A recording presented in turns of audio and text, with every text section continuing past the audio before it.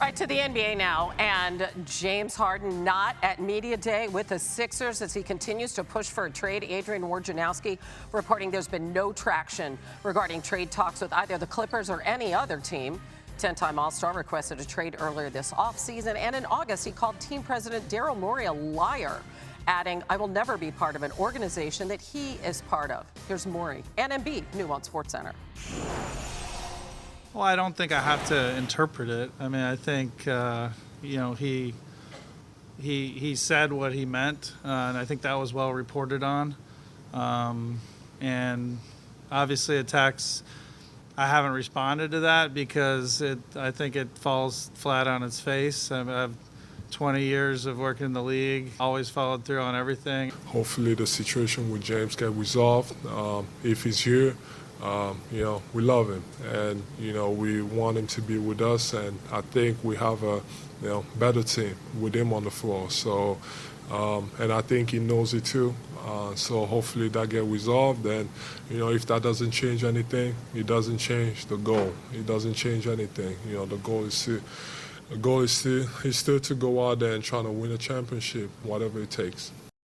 Reporter Tim Bontemps joins us now live from Sixers Media Day in Camden, New Jersey. And Tim, it's really kind of sad to see this relationship between Morey and Harden go south because they were so close for many, many years. So where do the Sixers go from here in regards to Harden? Well, Hannah, where they go from here in terms of James Harden is trying to coax him back into the fold. And that's really been the message, not only today, but really for the past few weeks from the Sixers. They want James Harden to be part of their team. They don't want to trade him. As you said earlier, Adrian Wojnarowski reported this morning that while there's been talks between the Clippers and the Sixers, there's really no traction on any kind of a deal there. And so for the immediate future, at the bare minimum, if James Harden's going to be playing in the NBA, it's going to be with the 76ers. And unlike a couple of years ago, when Ben Simmons was in his own holdout and wanting to be traded away from Philly, this does not involve any animosity between the player and his teammates. James Harden and his teammates have perfectly fine relationships. They want him to be around. And as part of this, the Sixers paid James Harden the 25% of his contract he was owed on October 1st on Friday. So there hasn't been anything to go on with money like there was with Ben Simmons a couple of years ago. And the message from the Sixers is very clear. We are better with James Harden. We want him on the court, and we want to be back with the team. The question now, though, is when will James Harden show up? And as of right now, there's no clear answer when that will be. Right, and you wonder what the cost is going to be to him. But this is the third straight team that he has wanted to be traded from, including Daryl Morey in Houston. What's the situation hanging over the team now, knowing that this is uncertain? And we just heard Joel Embiid. He sounded hopeful, like he wants to keep the door open.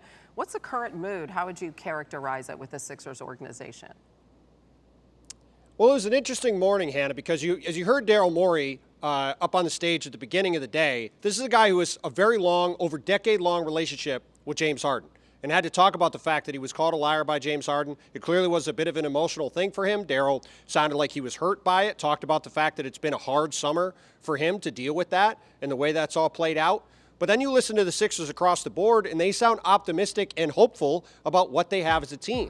There was a lot of optimism and excitement about Nick Nurse becoming the head coach here with the 76ers. Tobias Harris talked about potential for him having more of an opportunity under Nurse on offense. Joel Embiid said as long as he's on a team, he believes they have a chance to win a championship and is hopeful and excited about what this team can do on the court. He actually shot back at a reporter who talked about the Bucks and Celtics surpassing the Sixers, saying, "Who said they surpassed us?" Believing that as long as he's on the court, they're as good as anybody in the league. So there is a feeling of optimism, like you said, and hope that this team can be one of the best teams in the East and potentially finally get back to the NBA Finals for the first time in a generation. But there's also a very open acknowledgement that to do that, they need James Harden to be here and part of this group. And as of now, as I said before, they just don't know when that's going to be. Yeah, it's really interesting because now they're getting ready for the season. They're going to go to Colorado Springs to have their training camp. Altitude training helps with conditioning, which they'll need right away because they're going to open the season against those